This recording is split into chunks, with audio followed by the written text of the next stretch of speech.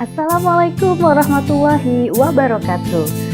Kami dari kelompok Maknur CGP Angkatan 11 Kota Balikpapan akan memaparkan tentang ruang kolaborasi modul 3.1 pengambilan keputusan berbasis nilai-nilai kebajikan sebagai pemimpin. Tim kami yaitu Maknur yang terdiri dari Ibu Nurmayanti, berasal dari TK Jamiatul Mustaqim, dan saya sendiri Eka Astiani dari SD Negeri 017 Balikpapan Utara, dan Ibu Nur Rahmah dari SD Negeri 015 Balikpapan Selatan. Tim pendamping kami terdiri dari Bapak Fasilitator yaitu Bapak Musin SS MPD, dan pengajar praktik kami Ibu Okta Handayani SPD bersama Bapak Widodo STMT. Kasus yang kami angkat berasal dari TK Jamiatul Mustaqim, yaitu TK yang dipimpin oleh Ibu Nurmayanti.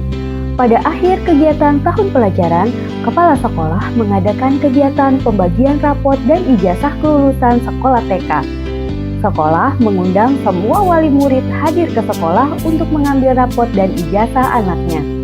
Sampai kegiatan berakhir, ada satu ijazah yang belum diambil. Kepala sekolah meminta wali kelas untuk menghubungi wali murid yang bersangkutan. Setelah dihubungi, beliau menjelaskan bahwa tidak dapat mengambil ijazah anaknya dikarenakan belum melunasi SPP anaknya. SPP yang tertunggak yaitu sebanyak 3 bulan. Beliau meminta maaf dan menjelaskan bahwa kondisi mereka dalam kesulitan ekonomi.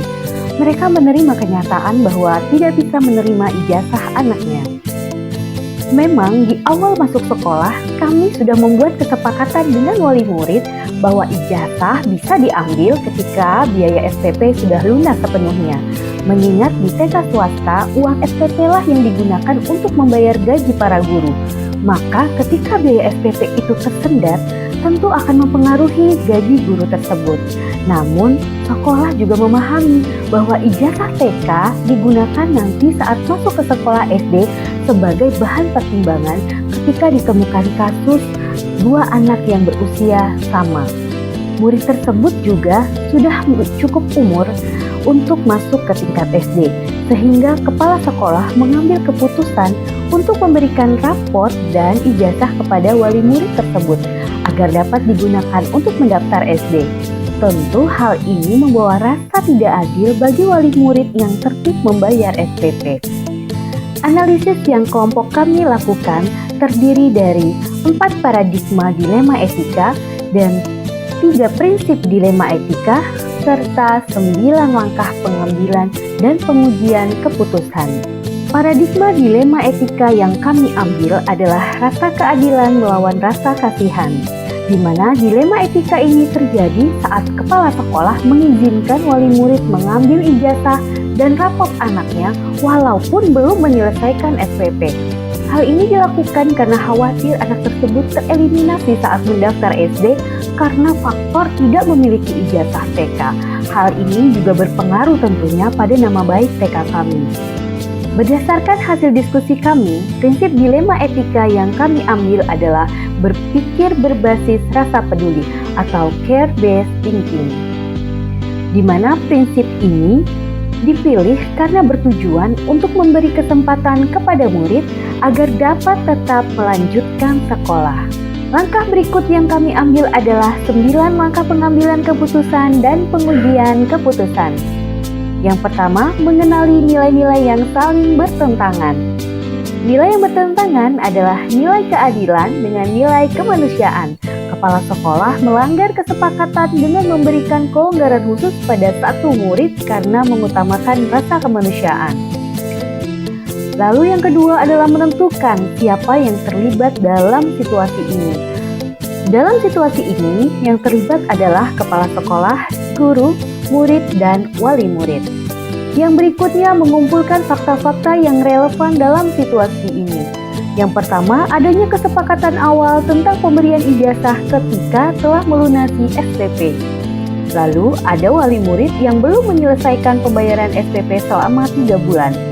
Fakta yang ketiga, kepala sekolah menginstruksikan untuk memberi ijazah pada murid tersebut agar bisa digunakan untuk mendaftar SD. Fakta berikutnya, Guru merasa kurang nyaman atas keputusan tersebut karena merasa kurang adil pada murid yang berusaha melunasi SPP dengan tepat waktu. Fakta berikutnya, kepala sekolah khawatir jika diberikan ijazah, kasus seperti ini akan berulang, namun juga khawatir akan keberlanjutan sekolah murid tersebut. Langkah yang berikutnya, pengujian benar salah. Ada uji legal. Pada uji legal, tidak ada pelanggaran hukum dalam situasi tersebut, sehingga kasus ini termasuk ke dalam dilema etika. Pengujian yang kedua yaitu uji regulasi standar profesional, di mana ada pelanggaran kode etik profesi dalam kasus ini. Hal tersebut dapat dilihat dari dilanggarnya kesepakatan bersama di awal pembelajaran, rasa ketidakadilan bagi wali murid yang berusaha maksimal untuk membayar SPP tepat waktu. Pada uji intuisi, berdasarkan perasaan dan intuisi kami, tidak ada yang salah, semuanya benar. Kepala sekolah benar dalam menginstruksikan guru untuk memberikan ijazah agar dapat digunakan untuk mendaftar SD.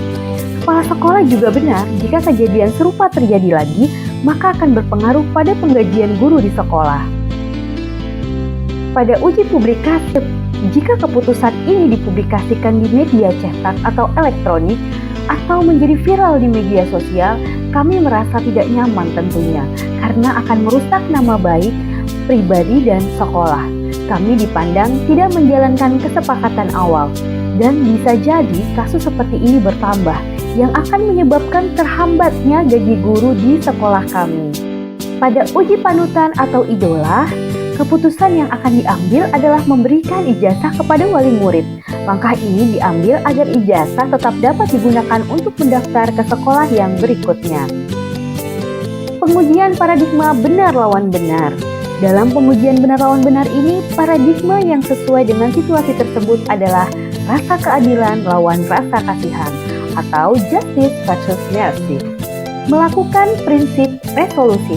Dari 3 prinsip penyelesaian dilema, prinsip yang digunakan adalah berpikir berbasis rasa peduli. Hal tersebut dilakukan karena memberikan kesempatan kepada murid untuk dapat melanjutkan jenjang pendidikan yang berikutnya. Pada investigasi opsi trilema, rapot dan ijazah murid yang belum melunasi SPP-nya tidak diberikan begitu saja oleh sekolah. Namun, ada kesepakatan baru berupa kewajiban untuk melunasi SPP dengan sistem cicilan sebagai bentuk pertanggungjawaban dari orang tua. Langkah yang berikutnya adalah membuat keputusan. Hasil diskusi kami, keputusan yang diambil adalah memberikan rapot dan ijazah murid kepada orang tua, dengan catatan orang tua tetap melunasi SPP yang tertunggak dengan sistem cicilan. Hal ini agar meminimalisir ketidakadilan yang dirasakan wali murid lainnya. Melihat lagi keputusan dan refleksikan. Berdasarkan keputusan yang diambil, maka murid yang belum menyelesaikan SPP tetap mendapatkan rapot dan ijazahnya untuk digunakan mendaftar sekolah ke jenjang selanjutnya. Orang tua tetap menjalankan tanggung jawabnya. Guru juga tetap mendapatkan hak gajinya. Hal menarik pada kasus ini adalah ternyata nilai kemanusiaan lebih diutamakan karena menyangkut masa depan anak. Dan hal yang tak terduga adalah bisa jadi akan terjadi kasus yang sama setiap tahunnya apabila tidak ditangani dengan baik. Kesimpulan, pengambilan dan pengujian terhadap kasus yang dipilih sudah tepat karena sudah sesuai dengan 9 langkah pengambilan dan pengujian keputusan. Tidak ada pertanyaan lanjutan dan keputusan tersebut sudah tepat. Demikian pemaparan tugas ruang kolaborasi modul 3.1 dari kami Maknur Group. Terima kasih, guru penggerak, tetaplah tergerak, bergerak dan menggerakkan. Assalamualaikum warahmatullahi wabarakatuh.